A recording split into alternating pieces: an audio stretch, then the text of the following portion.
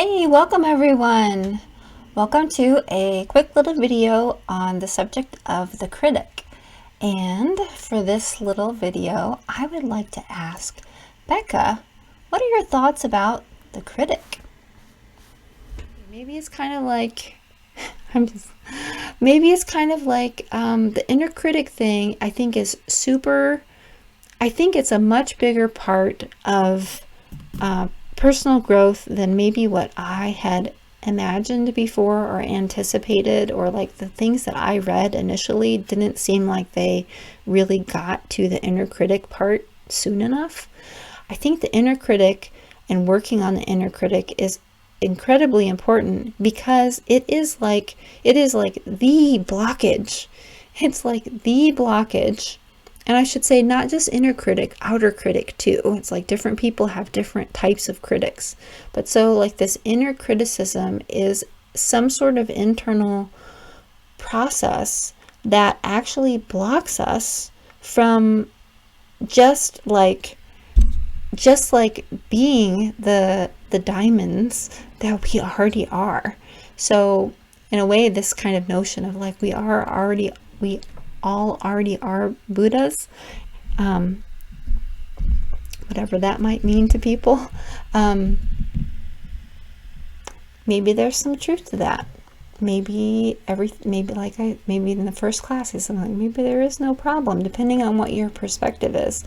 But yeah, I do feel like maybe this veil of inner doubt that we can have, if it's inner critic, if it's internalized oppressor, if we can just become still enough such that that process is no longer active in our being, and we just come out with it's like if we take that away, then our truth is already there and we just come out with it.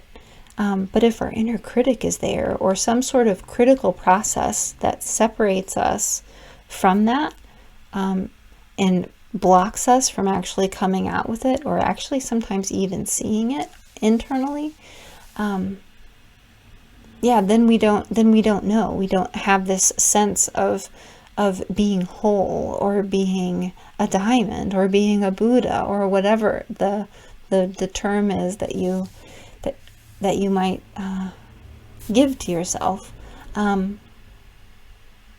I think that the thing I want to point out here too is that the critic, the inner critic, the self-doubt can be a thing for sure, but there's also something which is the outer critic, that can come up too, that we can talk about if it's something that's happening for folks. But I feel like sometimes like criticism can get directed outward, and it's an interesting process. Sometimes a person, if their criticism is so large, if their criticism were to be directed inward, it could be catastrophic. It could be existential to have that much criticism coming directed towards the self.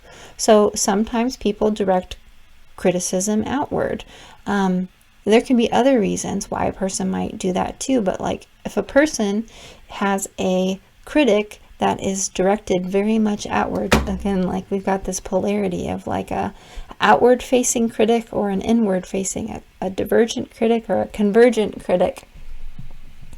But yeah, the critic, it serves to, if it's directed outward, it may serve to like separate, to just like really rigidly keep me separated from the other, because the other, when I criticize so much as bad, of course I could never be the other because I'm not bad. Because to believe that I'm bad, to the nth degree, it's like, to me, that belief that I am bad, I am not worthy, it's like I should not even be alive. It's an existential threat to have those types of thoughts in your experience.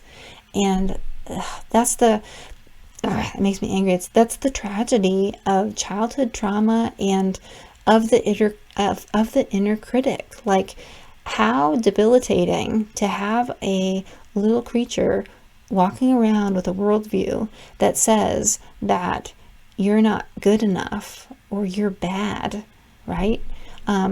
Because it's like, how is the creature supposed to survive that? It's like the worst version of that, the furthest that you go on the spectrum of that is just like, you're bad. You should just be dead, right? So, so, and it's interesting too, because it depends on where you direct that force. It's just a force of nature. And when it gets directed internally, yes, it can be really bad to have that going on internally. But honestly, on some level too, stepping back, inner trainer, to say like something, to be so critical of something, to say that it is so bad that it should be dead. Well, we do that all the time when we just say no to something in some way. It's like we're kind of cutting off a personality or a possibility, cutting off a possibility, or just like saying no to something. Or there can be something out there that we don't like and we want it to stop and we want to say no to it. And there's examples like that too. So like this energy of criticism and saying something's bad or stopping something or ending something, it's not categorically good or bad. It's like we need to have the idea of good or bad, and we need to be able to leverage it. And we also need to know when it's not healthy for us to be leveraging this idea of good or bad, and where it's actually causing separation to a degree that's not healthy. It's really tricky because it is like on some level, the inner trainer who knows about fluidity, mobility, and unity knows that on some level, like ultimately saying no to something, like whatever that thing is, it needs to not exist. That is an energy that needs to happen sometimes. Sometimes there needs to be some sort of protective energy that says no. And sometimes there needs to be yeah, that's okay.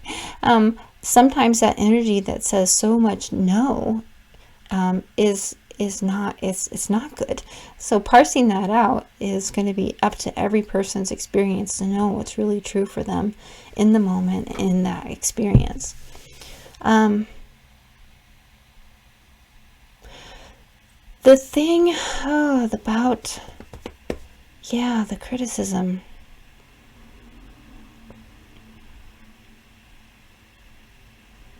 Yeah, the separation, it is interesting, again, because of the fullness of the spectrum. There's a time and a place kind of for everything, and the merging and the individuation process. Let's see.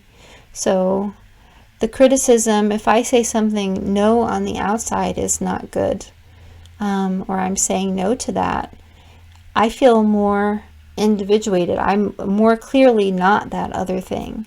And sometimes that's actually a really good thing to know for an individual personality, to get more and more clear about what it is in contrast to something else, and for it to have much more of a sense of its wholeness and its its separate individual state that's not influenced or swayed by external forces.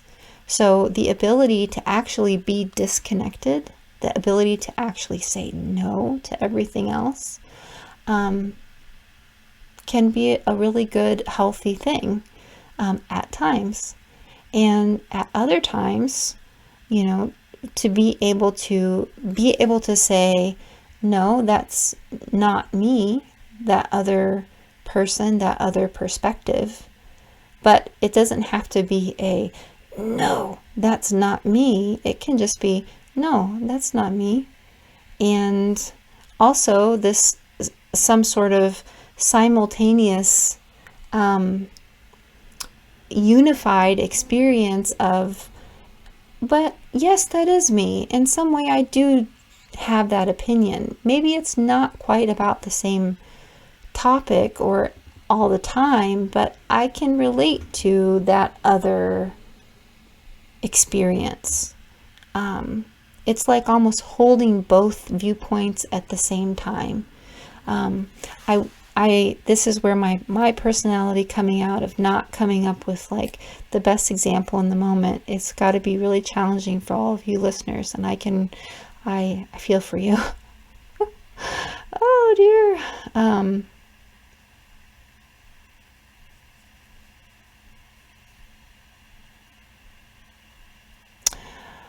It's okay. I hope that you understand, and if you don't, we'll come to an example later. Oh, interesting. Well, thank you for sharing your thoughts on the critic, and thank you as well to your critic for showing up.